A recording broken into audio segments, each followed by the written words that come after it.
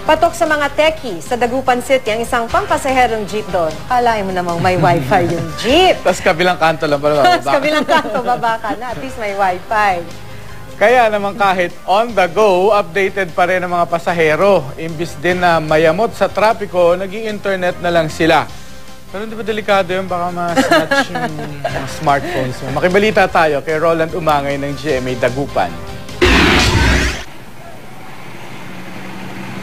Hari ng kalsada kung ituring ang mga pampasaherong jeep na ito na bumibiyahe sa Santa Barbara at Dagupan City sa Pangasinan. High-tech daw kasi ito dahil may wifi connection. At ang maganda pa rito, libre ang wifi sa mga pasahero. Hindi mababayaran ng kaligayahan ng isang pasahero. Yung ngiti lang niya, malaki bagay na yun. 3 buwan ng libre sa mga pasahero ang wifi connection ng naturang jeep.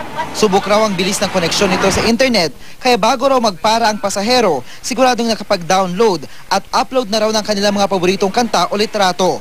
At abutan man ng mabigat na trapiko, no worries daw dahil may pagkakabalahan naman ang mga mahilig sa gadget. Siyempre maganda, nakakapanood ka pag naka-wifi, di ba? O, tapos yung cellphone mo, pag naka-wifi, may switch mo. Yun, oo, sulit naman. Tsaka hindi naman nakakaboring. Yun. Pagkakaguluhan ng mga kabataan, lalo yung mga estudyante sa college. 1,000 piso kada buwan ang budget ni Mang Gerald sa kanyang wifi connection. Nababawi naman daw niya ito sa kanyang kita. Mas marami raw kasing sumasakay sa kanya. May nag-aabot pa raw ng tip dahil sa kanyang wifi. May dayuhan na nagsumakay. Pagbaba niya, nagbigay siya ng souvenir, $5.